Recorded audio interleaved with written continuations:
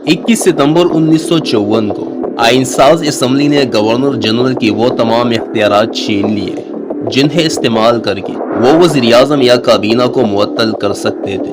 Governor general के इख्तियारात कम करने का जो कदम अब असम्बली ने उठाया वो नहायत मुनासिब और सही था, लेकिन जिस तरीके से ये कदम उठाया गया वो मुज़ाहिका हेज था।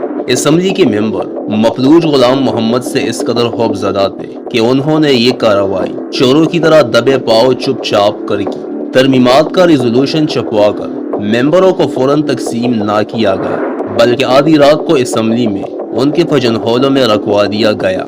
अगली सुबह असम्बली का इजलास मुकर्ररा वक्त से 1 घंटा कबल शुरू हुआ और गवर्नर जनरल के इख्तियारात कम करने का रिजोल्यूशन 10 मिनट के अंदर अंदर पास हो गया। इस करारदाद के बाद मिस्टर गुलाम मोहम्मद की पोजीशन बिल्कुल काबीना और असम्बली के रहम व करम पर मुनहसर हो गई। इस शबीहून का जवाब गवर्नर जनरल ने 33 दिन के बाद दिया और 24 अक्टूबर 1954 को अचानक मुल्क भर में हंगामी हालात का ऐलान करके कानून साज असम्बली को बर्खास्त कर दिया, काबीना बरतरफ कर दी और मिस्टर मोहम्मद अली बोगरा की सरकर्दगी में अपनी मर्जी की एक नई कैबिनेट तश्कील दे दी। मिस्टर गुलाम मोहम्मद के इस अक़दाम ने पाकिस्तान में जमहूरियत का राह साहब बरम भी पामाल कर दिया और ज़ाती इक़्तिदार की हवस पर आईन और कानूनी उसूलों को बेदरेख पामाल करने की ऐसी मिसाल कायम की जिसने आगे चलकर ऐसे सदाबहार गुल खिलाए जो आज तक मुरझाने का नाम तक नहीं लेते। मिस्टर गुलाम मोहम्मद अपने सहारे चल फिर सकते थे, ना कुछ लिख सकते थे और ना उनकी बात कोई आसानी से समझ ही सकता था। इन तमाम माजूरियों के बावजूद उन्होंने मुल्क भर में हंगामी हालात का ऐलान किस बरते पर किया।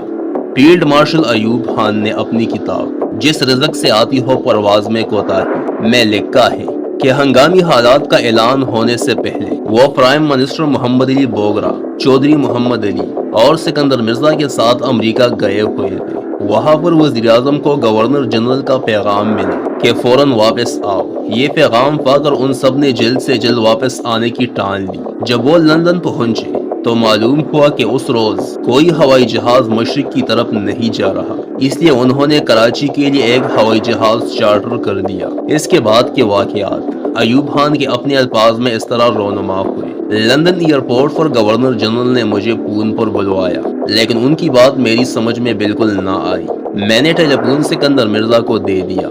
हमें बस इसी कदर मालूम हो सका कि गवर्नर जनरल मुझे फौरन पाकिस्तान बुलाना चाहते हैं, उन्हें दूसरों से गरज ना थी। सिकंदर मिर्जा, चौधरी मोहम्मद अली और मैं, हम तीनों गवर्नर जनरल की कोठी पर पहुंचे। गवर्नर जनरल ऊपर की मंजिल पर अपनी ख्वाबगाह में लेटे हुए थे। उनकी खून का दबाव बढ़ गया था और पीठ में बड़ी सख्त तकलीफ थी, जिसकी वजह से वो सीधे एक तख्ते पर चारों शाने चिट लेटने पर मजबूर थे। वो गुस्से से आग बगोला हो रहे थे और गालियों की बूछार थी कि तमने का नाम ना लेती थी, लेकिन खुशकिस्मती से ये गालियां किसी की समझ में ना आती थी। चौधरी मोहम्मद अली ने जुर्रत करके कुछ कहा, उसके जवाब में उन पर बूछार कर दी। इसके बाद सिकंदर मिर्जा कुछ बोले, उन पर भी बूछार कर दी। हम उनकी खिदमत में ये गुजारिश करना चाहते थे कि आप वज़ीर आज़म मोहम्मद अली बोगरा को एक और मौका दें। इसके जवाब में उन्होंने गुर्रा कर कहा, जाओ जाओ, दूर हो जाओ। उनकी जुबान से बार बार नहीं नहीं के अल्फाज निकलते थे। वो बस हमको भगा देना चाहते थे। हम एक के पीछे एक उनकी ख्वाबगाह से निकले।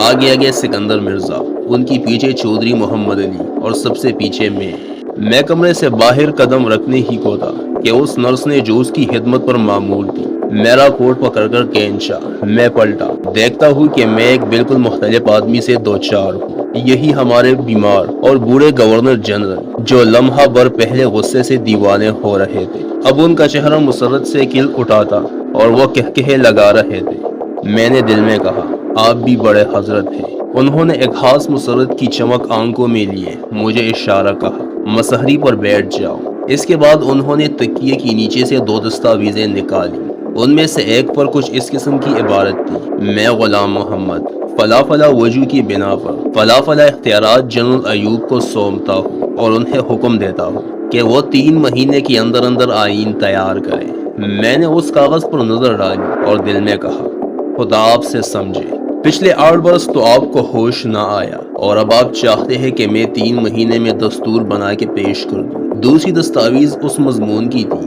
کہ میں نے اس پیشکش کو قبول کر لیا ہے۔ لمحہ بھر کے لیے میں ان تاریخی دستاویزوں کو اپنے ہاتھ میں تھامے رہا۔ جیسے ہی میں نے ان کاغذوں پر نظر ڈالی، میرا تن بدن پکار اٹھا کہ نہیں، ہرگز نہیں۔ میں نے کہا، آپ جلد بازی سے کام لے رہے ہیں، اس سے ملک کو سخت نقصان پہنچے گا۔ میں فوج کی تعمیر میں مصروف ہوں۔ ہمارا ایک دشمن ہے ہندوستان، جس کو رام کرنا بڑا دشوار ہے۔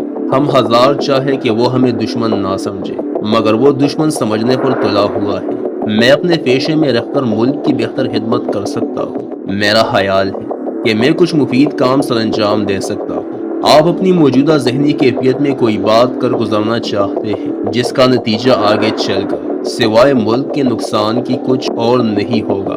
اس کے جواب میں انہوں نے مجھ پر گالیوں کی ایک اور بوچھار کر دی، لیکن انہیں احساس ہو گیا کہ میں اس جلد بازی کے کام میں ان کا ساتھ نہیں دوں گا۔ جو کمانڈر ان چیف اپنے گورنر جنرل کو ایسی کڑی کڑی سنانے کی ہمت رکھتا ہو، اس کا یہ فرض بھی تھا کہ وہ اسے کوئی اور غیر جمہوری اور غیر آئینی قدم اٹھانے سے باز رہنے کی تلقین بھی کرے۔